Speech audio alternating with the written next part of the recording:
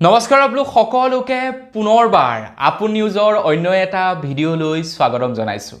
আজি হৈছে 1 জুন আৰু আজিৰে পৰা আপোনালোক সকলোৰে কাৰণে বহু কেইটা নিয়ম সলনি হৈছে। প্ৰায় 11টাকৈ নতুন নিয়ম সলনি হৈছে আজিৰে পৰা, অৰ্থাৎ 1 জুন তাৰিখৰ পৰা প্ৰায় 11টাকৈ নতুন নিয়ম সলনি হৈছে আৰু সেই সলনি হোৱা নিয়ম কেইটানো কি সেই সম্পৰ্কত আজিৰ এই ভিডিঅ'টোত মই আপোনালোকক জনাম। তো ভিডিঅ'টো প্ৰথমৰ পৰা শেষলৈকে চাই থাকিব আৰু ভিডিঅ'টোত একদম লাইক এটা কৰিবলৈ কিন্তু নাপাহৰিব। ইমান ভাল খবৰ আপোনালোকৰ কাৰণে লৈ আহিছো। তো মই শ্ৰীপাঞ্জি গগৈ, আপোনালোকে চাই আছে আপোন নিউজ। আহক আৰম্ভ কৰোঁ আজিৰ ভিডিঅ'। আগৈছো আজিৰ প্ৰথমটো খবৰ ফালে। আমাৰ অসম বিধানসভাৰ নতুন অধ্যক্ষ ৰঞ্জিত কুমাৰ দাসে কৈছে যে আমাৰ অসমত যিবিলাক শাক-পাচলি আমি খাই আছো, তাজা তাজা শাক-পাচলি বুলি, সেই শাক-পাচলিসমূহত একাধিক বেপাৰীয়ে কালাৰ ব্যৱহাৰ কৰি বজাৰত বিক্ৰী কৰি আছে। আৰু এই সন্দৰ্ভত এটা সাৰ্ভে চলাইছিলে মন্ত্ৰী ৰঞ্জিত কুমাৰ দাসে আৰু তাত প্ৰমাণিত হৈছে যে আমাৰ অসমত বিক্ৰী হোৱা একাধিক শাক-পাচলিত কালাৰ ব্যৱহাৰ কৰা হয় তাজা দেখুৱাবৰ কাৰণে। একাধিক শাক-পাচলিত এনেকুৱা ধৰণৰ কেমিকেল ব্যৱহাৰ কৰা হয়, মৰহি যোৱা লাই পুলিটিও তাজা হৈ পৰে কেমিকেল ব্যৱহাৰ কৰাৰ লগে লগে। গতিকে ভাবক আমি কেনেকুৱা ধৰণৰ খাদ্য বস্তুবিলাক খাই আছো আৰু এই খাদ্য বস্তুবিলাক খোৱাৰ ফলত আমাৰ কিডনি, লিভাৰ সকলোবিলাক বস্তু ডেমেজ হোৱাৰ চান্সেছ আছে। কিছুমান বেপাৰীয়ে আকৌ কৈছে যে মদ আমাৰ শৰীৰৰ কাৰণে হাৰ্মফুল, কিন্তু তাৰ পাছতো আমি খাই আছো। গতিকে চৰকাৰে সেইবিলাক বন্ধ কৰক। এতিয়া তেওঁলোকক কোনে বজাব যে মদ সকলোৱে নাখায় কিন্তু চব্জি সকলোৱে খায়, সৰুৰ পৰা ডাঙৰলৈকে খায়। গতিকে চব্জিত এনেকুৱা ধৰণৰ বেমেজালি নচলিব আৰু সেইবাবে ৰঞ্জিত কুমাৰ দাসে ঘোষণা কৰি দিছে যে 1 জুন তাৰিখৰ পৰা অসমৰ প্ৰত্যেকখন বজাৰত জৈৱিক সাৰৰ দ্বাৰা প্ৰস্তুত কৰা শাক-চব্জিহে বিকিব লাগিব। অত্যাধিক ৰাসায়নিক দ্ৰব্য ব্যৱহাৰ কৰা শাক-চব্জি বিক্ৰী কৰিব নোৱাৰিব, যাতে মানুহৰ বেমাৰ নহয়, যাতে মানুহে বেমাৰৰ পৰা বাচিব পাৰে। আগবাইছো ইয়াৰ পাছৰটো খবৰ ফালে। ইয়াৰ পাছৰ খবৰটো ওলাই পৰিছে LPGৰ গেছ কানেকশ্যন থকা সকলৰ কাৰণে। 1 জুন তাৰিখৰ পৰা আমাৰ অসমত LPG গেছ কানেকশ্যন থকা সকলৰ কাৰণে এটা নতুনকৈ নিয়ম ঘোষণা কৰা হৈছে।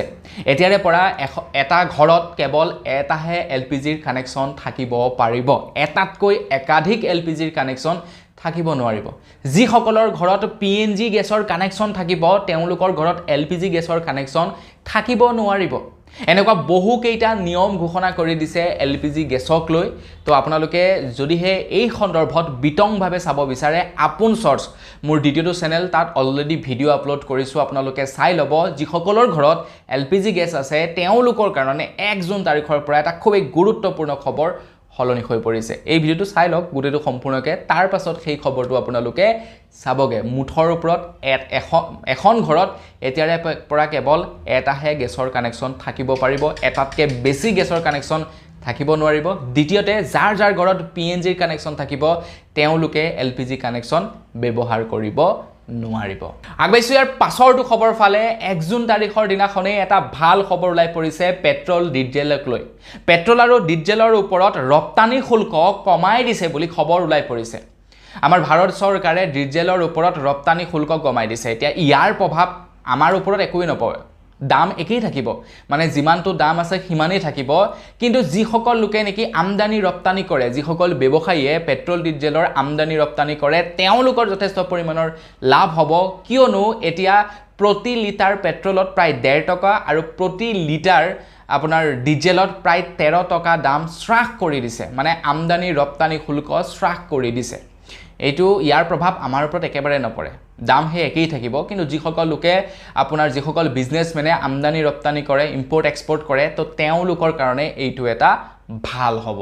আগবাইছো ইয়াৰ পাছৰটো খবৰ ফালে। খবৰ ওলাই পৰিছে যিসকল লোকৰ নেকি ড্ৰাইভিং লাইচেন্স নাই তেওঁলোকৰ কাৰণে এটা বিৰাটেই ভাল খবৰ ওলাই পৰিছে। 1 জুন তাৰিখৰ পৰা এতিয়া আপোনালোকে ড্ৰাইভিং লাইচেন্স বনাব বিচাৰিলে আপোনালোকে DTO অফিচ যোৱাৰ দৰকাৰ নাই। DTO অফিচ নোযোৱাকৈ আপোনালোকে এতিয়া ড্ৰাইভিং লাইচেন্স বনাব পাৰিব। এতিয়াৰে পৰা আপোনালোকে ড্ৰাইভিং স্কুলত গৈ ড্ৰাইভিঙৰ টেষ্ট দিব পাৰিব আৰু আপোনালোকে এখন ড্ৰাইভিং লাইচেন্স ল'ব পাৰিব বুলি জনাইছে। সকলোবিলাক ড্ৰাইভিং স্কুল নহয়, কিন্তু চৰকাৰৰ ফালৰ পৰা অনুজ্ঞাপ্ৰাপ্ত যিবিলাক ড্ৰাইভিং স্কুল আছে, চৰকাৰে অনুজ্ঞা দিয়া বা অনুমতি দিয়া যিবিলাক ড্ৰাইভিং স্কুল আছে, সেই ড্ৰাইভিং স্কুলবিলাকত আপোনালোকে গৈ টেষ্ট দি ল'ব পাৰিব আপোনালোকে ড্ৰাইভিং লাইসেন্স ল'বৰ কাৰণে এতিয়া অফিসত যোৱাৰ একেবাৰে দৰকাৰ নাই প্ৰথমে আপোনালোকে অনলাইনত লাৰ্ণাৰৰ কাৰণে আবেদন কৰিব লাৰ্ণাৰ পোৱাৰ পাছত আপোনালোকে চলত বুক কৰিব ড্ৰাইভিং টেষ্ট দিবৰ কাৰণে আৰু সেই মৰ্মে আপোনালোকে ড্ৰাইভিং টেষ্ট দিবলৈ যাব ড্ৰাইভিং টেষ্ট দিয়াৰ পাছত আপোনালোকে পাস কৰাৰ পাছত ড্ৰাইভিং লাইসেন্সখন পাই যাব একদম সিম্পল প্ৰক্ৰিয়াৰ দ্বাৰা ড্ৰাইভিং লাইসেন্স দিয়াৰ ব্যৱস্থা কৰিছে কিন্তু মেইন ঝোলটো আহি যায় সেইখিনিতে আপুনি লাৰ্ণাৰখনো পাই যাব ড্ৰাইভিং টেষ্টত পাস নকৰে মানুহ মানে বিৰাট জটিল তো সেইকণতে মানে ঝামলাটো আহি যায় আগৈছো ইয়াৰ পাছৰটো খবৰ ফালে ইয়াৰ পাছৰ খবৰটো ওলাই পৰিছে মহানগৰবাসীৰ বাবে মহানগৰবাসীয়ে এতিয়া জাবৰ পেলাবৰ কাৰণে চিন্তা কৰিব নালাগে 1 জুন তাৰিখৰে পৰা গুৱাহাটী মহানগৰীৰ অলিয়ে গলিয়ে ঘূৰিব এতিয়া গুৱাহাটী পৌৰ নিগমৰ জাবৰ কঢ়িওৱা গাড়ীসমূহ আপোনাৰ ঘৰৰ পদুলিৰ পৰা এতিয়া জাবৰবিলাক লৈ যাব গুৱাহাটী পৌৰসভাৰ গাড়ীসমূহে আগতে গুৱাহাটীবাসীয়ে ডাষ্টবিনত নি পেলাই থৈ আহিব লাগে আৰু সেই ডাষ্টবিনসমূহ গুৱাহাটী পৌৰ নিগমৰ গাড়ীবিলাকে লৈ গুচি যায় আৰু যেতিয়া নেকি ডাষ্টবিনত পেলাবলৈ যায় সমস্যাটো কি হয় চাব দেই মানুহবিলাক ইমানেই মানে অসভ্য লেতেৰা ডাষ্টবিনৰ ওচৰত গৈ মানে শান্তিপূৰ্ণভাৱে ডাষ্টবিনটোৰ ভিতৰত জাবৰখিনি পেলাই থৈ নাহে আঁতৰৰ পৰা দলিয়াই দিব ডাষ্টবিনতো নুহুমাই তেওঁলোকতো ভাই ক্ৰিকেটাৰ নহয় দলিয়ালেই যে তেওঁলোকে মানে ডাষ্টবিনত ভৰাব পাৰিব ডাষ্টবিনলৈ দলিয়াই দিব ডাষ্টবিনত নুহুমাই ডাষ্টবিনৰ কিনাৰত পৰি থাকিব তো তেনেকৈ পৰি মানে কিমান দিনলৈকে যে পৰি থাকে তাৰ কোনো ঠিক নাই এইটো গুৱাহাটী মহানগৰীৰ চেহেৰা আপোনালোকে যদি গুৱাহাটীত বাস কৰে নিশ্চয় এই সমস্যাটোৰ সন্মুখীন হৈছে জাগায় লেতেৰা গোন্ধ কিন্তু এতিয়া গুৱাহাটী পৌৰ নিগমে সিদ্ধান্ত লৈছে প্ৰত্যেক দিনাই ৰাতিপুৱা গাড়ী আহিব আপোনালোকে ডাষ্টবিনত গৈ পেলোৱাৰ দৰকাৰ নাই নিজৰ ঘৰতে ৰাখিব তো এতিয়াৰে পৰা গান বাজিব ৰাতিপুৱা আৰু গান বাজিলে গম পাব যে গাড়ী আহি গ'ল আপোনালোকে তললৈ নামি যাব জাবৰখিনি ধুনীয়াকৈ তেওঁলোকক দিব তেওঁলোকে লৈ নি উপযুক্ত স্থানত পেলাই দিব গুৱাহাটী মহানগৰীখন নিট এণ্ড ক্লিন হৈ থাকিব আৰু তাৰ বাবদ আপোনালোকক প্ৰত্যেক মাহে 30 টকাকৈ আপোনালোকৰ পৰা লোৱা হ'ব গতিকে মই ভাবো বেয়া নহয় 30 টকাৰ বাবদ এইটোটা উপযুক্ত মানে ভাল এটা ব্যৱস্থা আমাৰ চাৰিওফালটো সাফা কৰি ৰাখিবৰ কাৰণে আগৈছো ইয়াৰ পাছৰটো খবৰ ফালে আপোনালোকে এতিয়াৰে পৰা ৰাস্তাত আপোনাৰ গাড়ীখন বা আপোনাৰ বাইকখন লৈ যাওঁতে আপোনালোকে এই কথাকিটা মনত ৰাখিব আপোনাক এতিয়া ৰাস্তাত ৰখাই কোনো পুলিচে চালান কাটিব নোৱাৰিব ইয়াৰ কিছুমান নিয়ম জাৰি কৰি দিয়া হৈছে যেনে এতিয়াৰে পৰা আপোনালোকে গাড়ীখন লৈ যাওঁতে যদি আপোনালোকক কোনোবা ট্ৰেফিক কনিষ্টেবল বা হেড কনিষ্টেবলে ৰখায় তেন্তে তেখেতে কিন্তু চালান কাটিব নোৱাৰিব তেখেতৰ ব্যক্তিগত মোবাইলত আপোনাৰ ফটো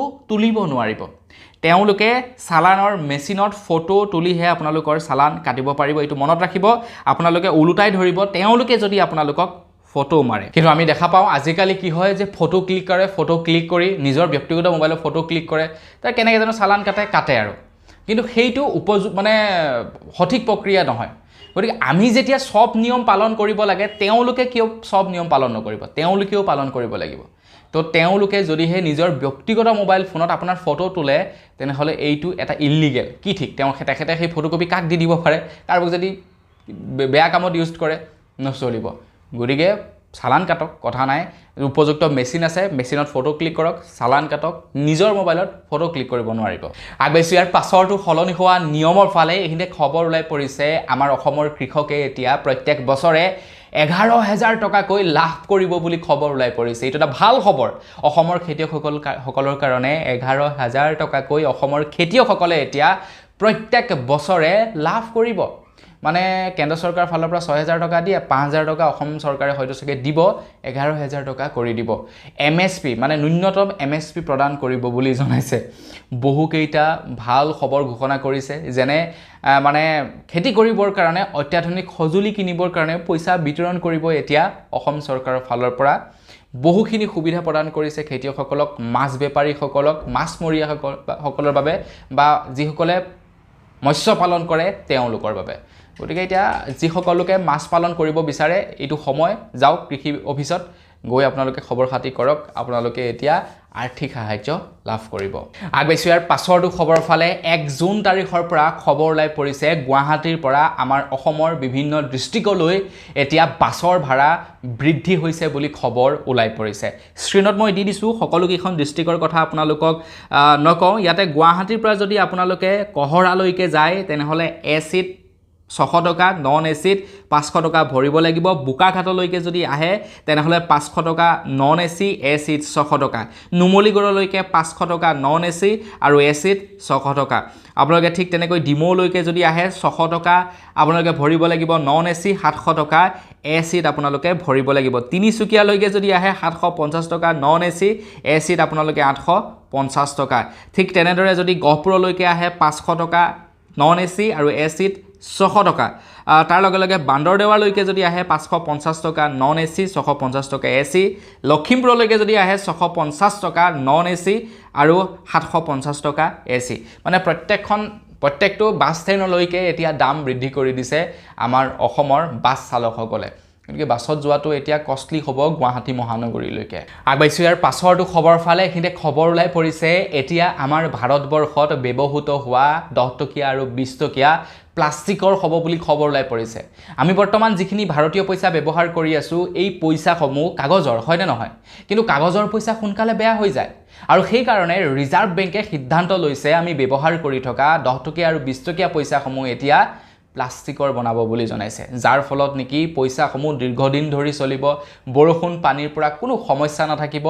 আমি মানে নন ষ্টপ ৰাব ইউজ কৰিব পাৰিম এতিয়াৰে পৰা পইচা, যাতে চৰকাৰৰ পইচা নিৰ্মাণ কৰোঁতে অত্যাধিক খৰচা নহওক, ৰিজাৰ্ভ বেংকৰ যাতে লোকচান নহওক, তাৰ কাৰণে প্লাষ্টিকৰ প্ৰৱৰ্তন কৰিবলৈ গৈ আছে।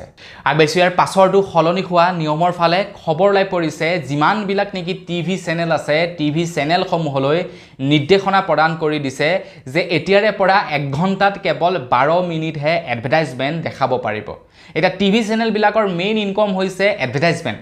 তেওঁলোকে এডভাৰটাইজমেণ্ট দেখাই পইচা ইনকম কৰে। এই যে টিভি চিৰিয়েলবিলাক চলি থাকে, চিৰিয়েলৰ মাজে মাজে এডভাৰটাইজমেণ্ট আহে, তো তাৰ বাবদেই পইচা পায় টিভি চেনেলসমূহে।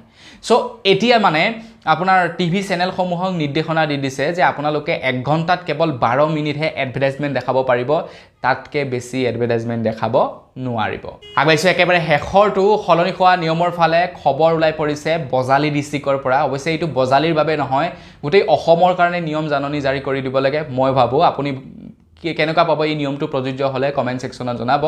খবৰ ওলাই পৰিছে শিক্ষকে এতিয়াৰে পৰা শ্ৰেণীকোঠাৰ ভিতৰত মোবাইল ফোন ব্যৱহাৰ কৰিব নোৱাৰিব। এই নিয়মটো অৱশ্যে কেৱল বজালী ডিষ্ট্ৰিক্টতে সলনি হৈছে, কিন্তু মই ভাবোঁ গোটেই অসমতে এই নিয়মটো প্ৰযোজ্য হৈ যাব লাগে। গোটেই অসমত প্ৰযোজ্য হ'ব লাগে, যাতে চৰকাৰী কৰ্মচাৰীসকলে ডিউটিত থকাৰ সময়ত মোবাইল ফোন ব্যৱহাৰ কৰিব নোৱাৰে। তেনেকুৱাকৈ এটা কাৰা নিৰ্দেশনা দি দিব লাগে। হয়নে নহয় কমেণ্ট ছেকশ্যনত জনাব। তো বন্ধুসকল বছ আজিৰ ভিডিঅ' জনাবলগীয়া এইকেইটাই আছিলে খবৰ। জানি কেনে পালে কমেণ্ট ছেকশ্যনত জনাব। যদি ভাল লাগিলে লাইক এটা কৰি থৈ যাব। চেনেল যদি ছাবস্ক্ৰাইব কৰা নাই ছাবস্ক্ৰাইবটো কৰি ল'ব। পুনৰ এটা ভিডিঅ' লগ পোৱাৰ খালি বিদায় মাগিছোঁ। ধন্যবাদ। জয় অসম।